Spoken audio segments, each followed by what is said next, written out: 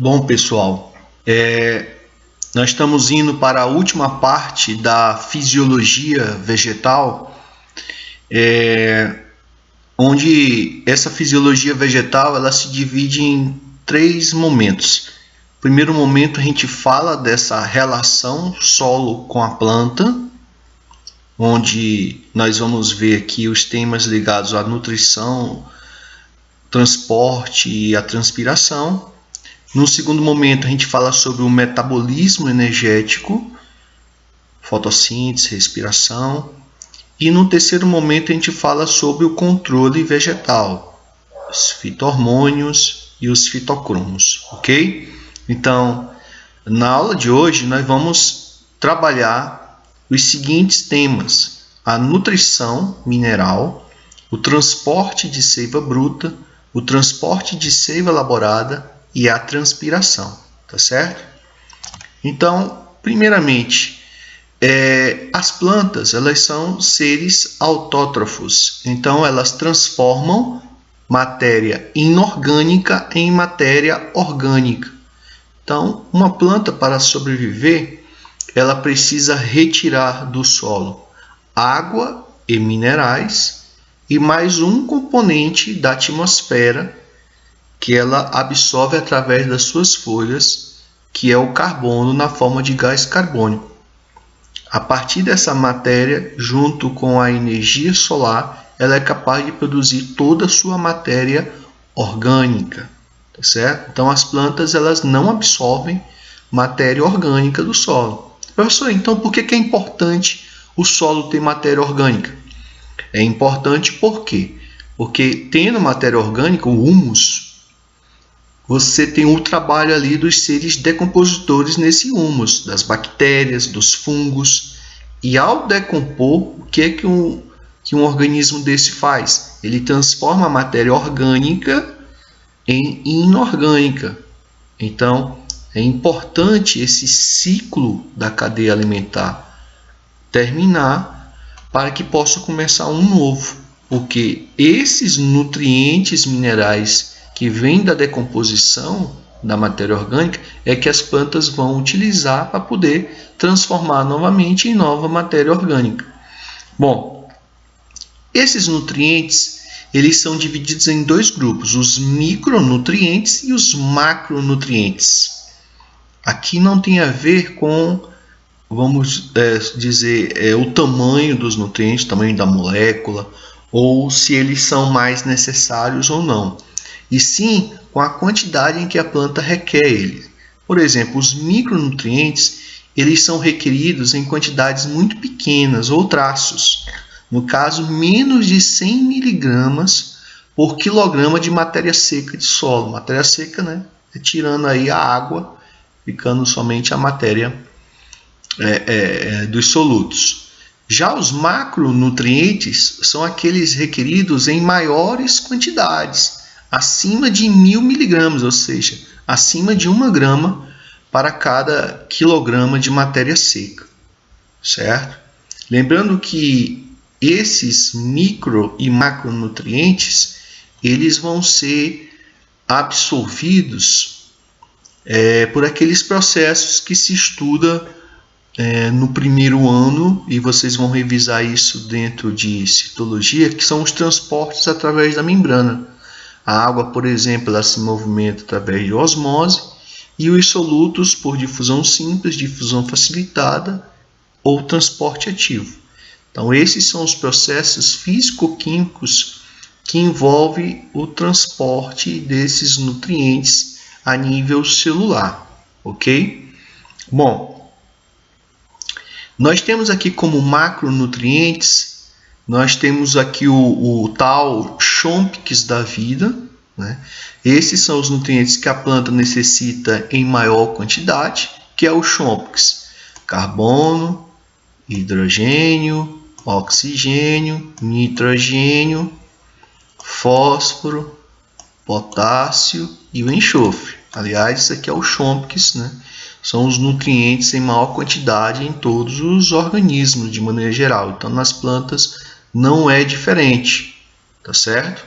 Então aqui você tem as concentrações deles necessárias para cada quilograma de solo. E aqui a forma que eles são absorvidos, tá certo? Então o carbono, por exemplo, é na forma de gás carbônico, tá? O hidrogênio na forma aqui desses ânions, da própria água, tá? Nós temos o enxofre na forma de sulfatos, por exemplo. Então eles podem ser absorvidos na forma de cátions ou de ânions, tá certo? E alguns em forma molecular. Acrescente aí o cálcio, né, e o magnésio, tá bom? Magnésio que é importante, por exemplo, para a clorofila. Já os demais nutrientes aqui são micronutrientes: cloro, manganês, boro, zinco, ferro, níquel, cobre, molibdênio. De maneira geral, eles atuam como cofatores de enzimas. Eles podem ser absorvidos na forma de íons ou de quelatos. Uma observação que a gente faz é que, dependendo do tipo de ambiente e do tipo de planta, alguns nutrientes desses podem ser micro para algumas e macro para outros. Por exemplo, o silício, ele pode ser macronutriente para algumas plantas, porque ele ajuda a formar o lúmen celular. Plantas de ambientes de solos mais salgados, como por exemplo de caatinga, o sódio termina sendo um macronutriente. De cerrado, por exemplo, o alumínio termina sendo um macronutriente, tá certo? Então essa é uma classificação que é bastante requerida. Esses nutrientes, eles são absorvidos junto com o seu solvente, no caso a água. Então, a absorção de água pelas raízes entende a absorção dessa água com os nutrientes, esses micro e macronutrientes que vêm dissolvidos na água. Nós temos aqui rotas de absorção. As duas principais é a rota apoplástica e a simplástica. A apoplástica ela vai acontecer pelos espaços intercélulas, os espaços intercelulares, pelo lúmen celular. E a rota simplástica ela vai acontecer por dentro das células, passando de uma célula para outra por plasmodesmos, que são aquelas pontes citoplasmáticas. Professor, aqui também tem uma rota transmembrana. Quase nunca essa rota é citada, porque ela é colocada dentro aqui da simplástica, que é a passagem que se dá de uma célula, do nutriente pelas células, através das aquaporinas, que são os canais de condução de água a nível celular. Basicamente, você vai ter só essas duas rotas, a apoplástica e a simplástica. E essa transmembrana, muitas vezes, ela é colocada aqui dentro da rota simplástica. Olha só aqui que eu estava falando para vocês. Aqui você tem o corte transversal de uma raiz. Aqui são os pelos absorventes. E está mostrando aqui o seguinte, que pela rota simplástica, ou seja, a água e os nutrientes eles vão passar aqui por dentro das células, via aquelas pontes citoplasmáticas ou através das aquaporinas. Já a rota apoplástica ela vai acontecer pelos espaços intercelulares. Agora, aqui onde estão os vasos condutores da seiva bruta, o xilema, lembre que isso aqui a gente chama de cilindro vascular.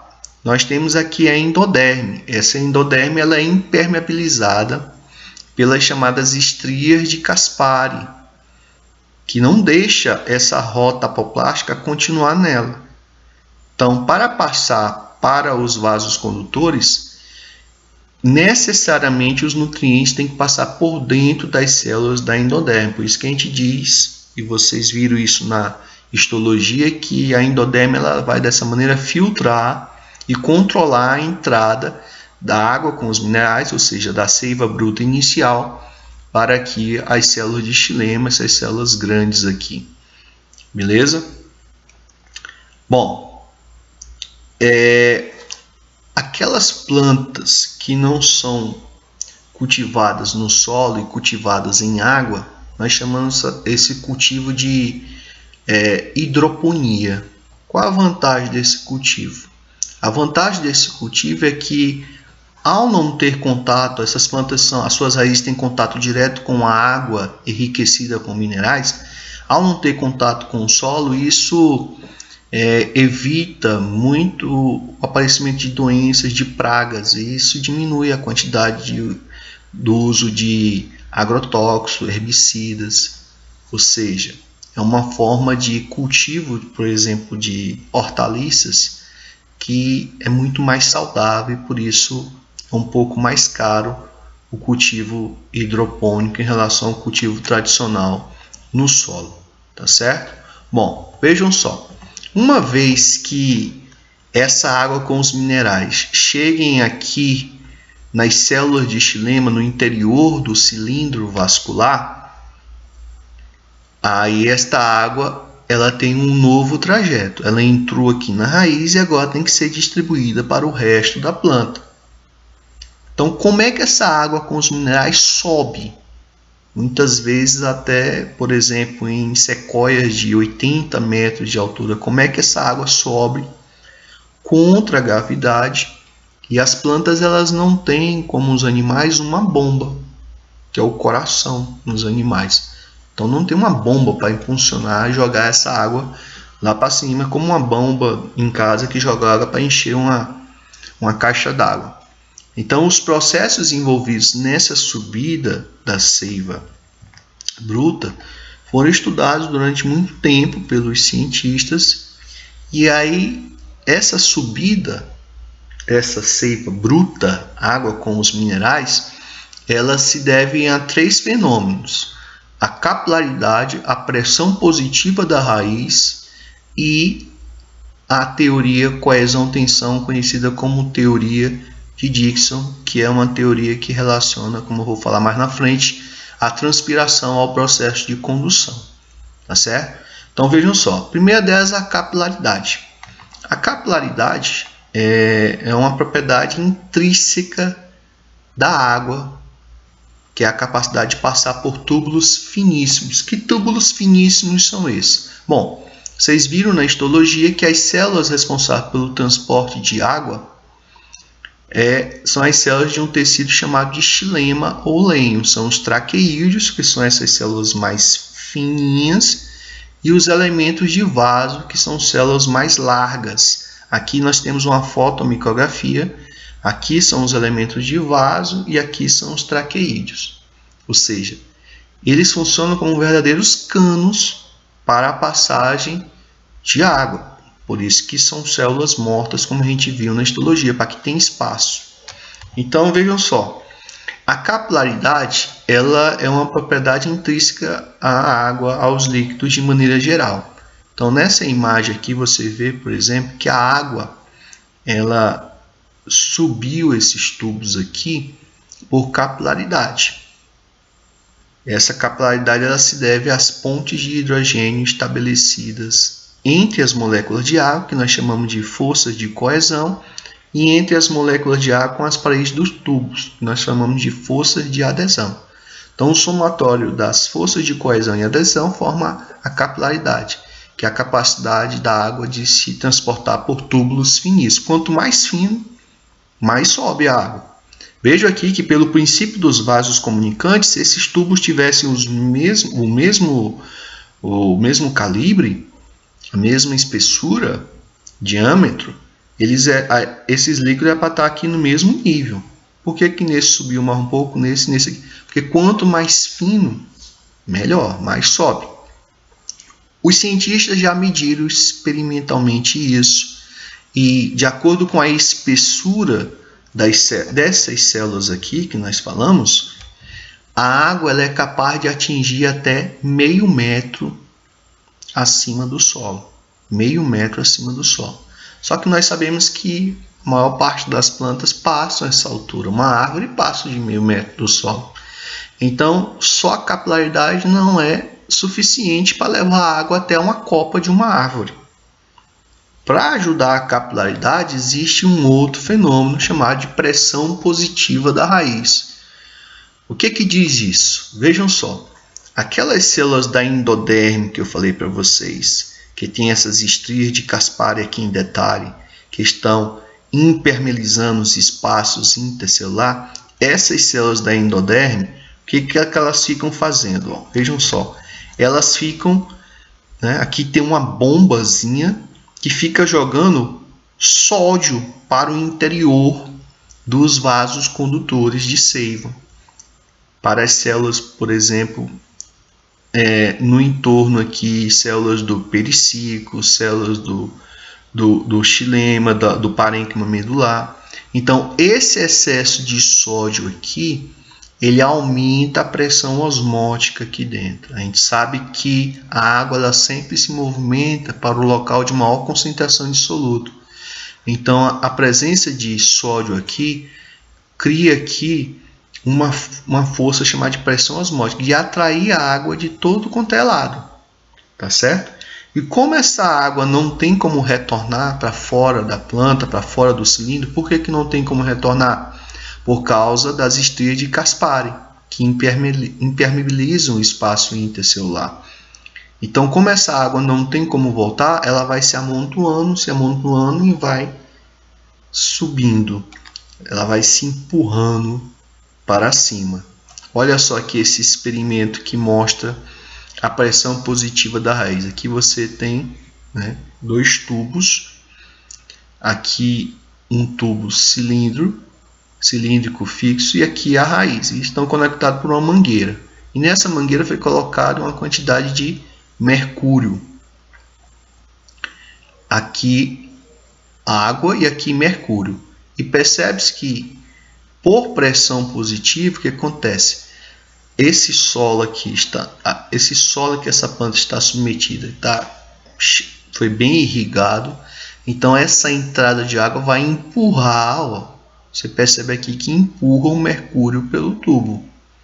Ou seja, aqui está comprovando que existe uma outra força além da capilaridade, porque a capilaridade não é suficiente para empurrar esse mercúrio por dentro do tubo. É preciso uma força maior, que é essa pressão positiva da raiz. Só que para ela ser eficiente, foi o que eu falei aqui, necessita de muita água no solo, para que essa água lá adentre aqui o xilema e ela vai se empurrando, se amontoando e vai se empurrando para cima. Ok? Então, para as plantas que vivem em ambientes, e muitas das plantas vivem em ambientes que não tem, durante boa parte do ano, muita água no solo, essa pressão positiva da raiz não é eficiente nela, não explica, por exemplo, como é que a seiva sobe em um ambiente semiárido por dentro de uma árvore, porque você não vai ter essa situação de ter muita água no solo. E outra coisa, se eu colocar aqui uma planta em contato com uma solução, por exemplo, quando você recebe um buquê de flores, pega essas flores que estão ligadas a ramos e coloca num jarro, você vai perceber que a água ela vai, inicialmente as folhas e flores murcham um pouquinho, mas depois ela se restabelece, até porque ela está absorvendo água. E ali não tem raiz, tá certo? Então, se não tem raiz, não está tendo pressão positiva da raiz. Então, como é que essa água está subindo? Pode ser por capilaridade, mas se esse ramo tiver mais de 1000 metros, como é que está subindo então? Então foi por isso que desenvolveu-se uma outra teoria para ajudar a tentar entender como é que acontece essa subida da seiva bruta. E outra coisa, essa entrada de água, de grandes quantidades de água, leva a planta a apresentar o fenômeno da gutação ou sudação, que é a eliminação de gotículas de água através de hidatódios. Ou seja, a planta libera aqui água mesmo na forma líquida através de estômatos modificados aqui nas pontinhas das folhas, chamados de hidatódios, que a gente comentou também lá na histologia. Tá bom? Isso aqui acontece, por exemplo, quando as plantas amanhece o dia e na noite anterior choveu, o solo ficou bem encharcado, você vê visivelmente até nas ervas daninhas que elas ficam todas recobertas de água. Esse fenômeno é chamado de gutação ou sudação. Ele está diretamente relacionado à pressão positiva da raiz. Bom, a teoria coesão-tensão, a teoria de Dickson, ela vai unir os processos de absorção, condução e transpiração. Ok? Então, vejam só. O que acontece? Ao transpirar, a saída de vapor de água aqui pelos estômatos, A água sai, mas os minerais ficam. Então, essas células do mesófilo foliar, elas ficam super concentradas em solutos. Isso cria uma força de sucção. É a chamada sucção foliar, que puxa a água lá das células do xilema, como se tivesse alguém fazendo uma força de sucção ali. E isso cria uma pressão negativa dentro do xilema, puxando molécula e molécula de água. Como elas estão muito coesas, elas formam um fio único desde a folha até a raiz. Essa coesão cria o que nós chamamos de tensão. Cria uma tensão que faz a água ficar num fio contínuo. Aí todo esse fio de água vem da folha, passa pelo caule e chega até a raiz. E aí fica condicionado que para entrar aqui uma molécula de água, tem que sair uma molécula de vapor de água aqui. Ok? E isso é completamente comprovado quando você mede as taxas de transpiração e absorção das plantas. Elas ficam correlacionadas. Nos períodos do dia onde a planta está transpirando, é onde está absorvendo água. E quando ela não está transpirando, ela não está absorvendo água. Tá certo? E aí nós temos que falar sobre a transpiração para poder entender melhor isso aí. Então, por exemplo, você não pode estar aguando plantas à noite, 22, 24 horas, 2 da manhã, que está no escuro. Se a planta não está transpirando, a taxa de absorção vai ser muito baixa. Então você vai estar perdendo água ali, está gastando água, e a água é um dos insumos que aumenta o preço dos alimentos, da produção de alimentos. O transporte de seiva elaborada é mais simples. É chamado de translocação, mas na verdade é uma difusão, onde está relacionada ao transporte de seiva bruta, porque a água do xilema ela passa para o floema, mas a folha é o local onde é produzida a glicose, que é o componente principal da seiva elaborada. E aí, por transporte ativo, essa região aqui fica super concentrada em glicose. E aí a glicose ela desce aqui por difusão. E chama-se translocação porque vai junto com a glicose, vai água. Então é movimento de soluto e solvente. E aí a folha, que é o local de produção, por translocação, essa seiva elaborada desce no sentido da raiz, que é o local de consumo. Então uma diferença de concentração é que permite esse transporte lá nas células crivadas que fazem parte do floema, ok? Então, o transporte da seiva elaborada é por simples diferença de concentração, onde na folha a seiva elaborada está mais concentrada do que na raiz, tá certo? Bom, nesse vídeo aqui a gente vê, né, o corte que vai ser dado numa planta e essa planta vai liberar aí um líquido avermelhado. Isso aí é o que? Seiva bruta, seiva elaborada? Bom, na realidade nenhum nem outro. Isso aqui é um tipo de látex, é um látex vermelho. O látex ele é transportado por canais próprios, chamados são canais próprios, chamados de canais laticíferos. E o látex para a planta ele tem uma proteção para ela, porque ele é amargo, ele é bactericida, então ele mata doenças que podem se estabelecer na planta. Isso aqui é chamado de metiolate do Nordeste. Isso aqui é uma planta chamada de peão bravo, onde o pessoal usa esse líquido aqui para tratar ferimentos. Tá certo? Então isso aqui é o látex, que não é transportado nem pelo xilema e nem pelo floema, mas por vasos próprios. Ok? Bom, a transpiração, que está relacionada ao processo de absorção e condução, ela pode acontecer pelas células, pelos espaços intercelulares. Nós chamamos de transpiração cuticular. essa é ínfima, mas não é desprezível. A transpiração mesmo principal é aquela que acontece através de estômatos, tá certo? Então a gente viu na histologia, e vamos lembrar aqui, por exemplo, aqui é uma folha de um pinheiro. Na folha, na parte de baixo da folha, onde ficam os estômatos, na epiderme, essa abertura aqui é o estômago, aqui é o caminho do gás carbônico. O gás carbônico entra, aqui é o parênquima lacunoso, com aqueles espaços entre as células. Aqui é uma célula de parênquima, aqui é a célula. O gás carbônico adentrou aqui a célula e vai chegar na organela responsável pela fotossíntese, que é o cloroplasto. Tá certo? Aqui é o estroma e aqui são os tilacoides, onde estão os pigmentos responsáveis pela absorção dos fótons da luz, que é o tema da nossa próxima aula, a aula de fotossíntese. Tá bom? Ok? Então, o estômato ele serve para a entrada do gás carbônico, para a saída do gás oxigênio, ou seja, para as trocas gasosas. Só que quando a planta abre o estômato, ocorre eliminação de água na forma de vapor.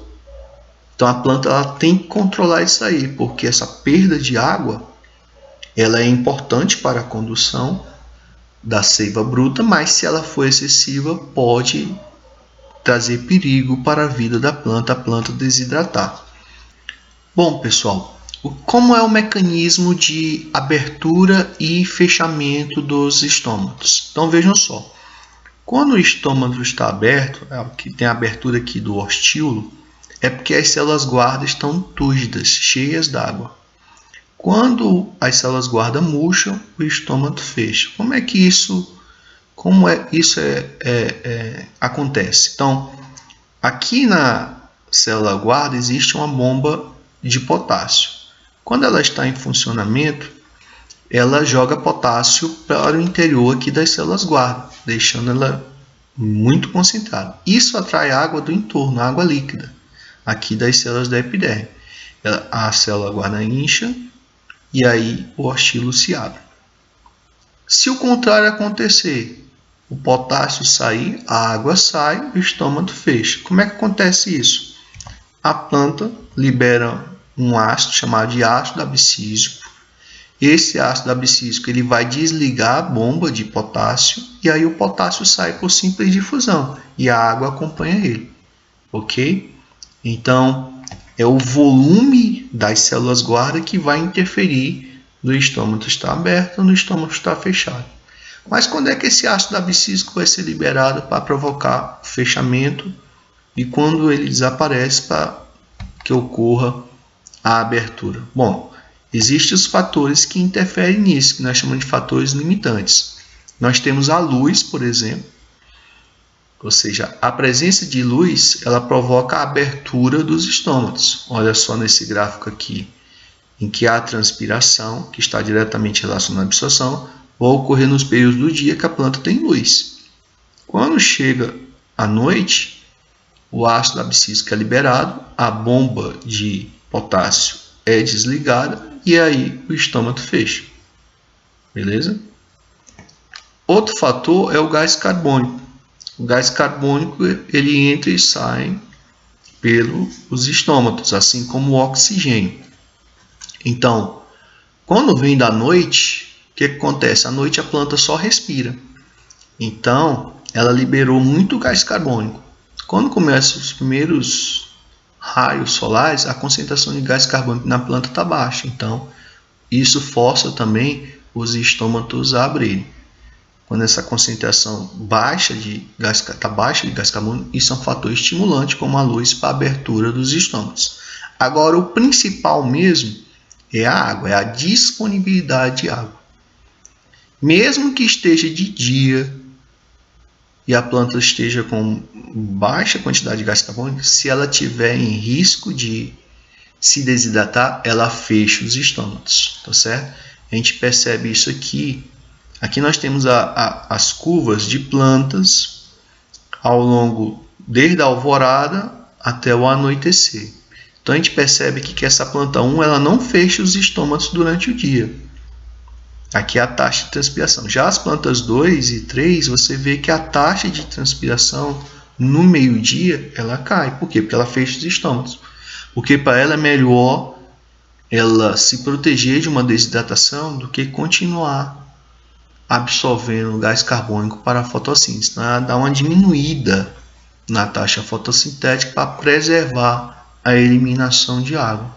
Por isso que esse fator água é o fator principal que comanda a abertura ou fechamento dos estômagos. Ok, pessoal? Então, na próxima aula a gente vai falar do metabolismo energético. Isso era o que tinha mais importante sobre esse tema, essa parte da relação da planta com o solo, desde a absorção dos nutrientes até a transpiração. Então, um abraço e até a próxima.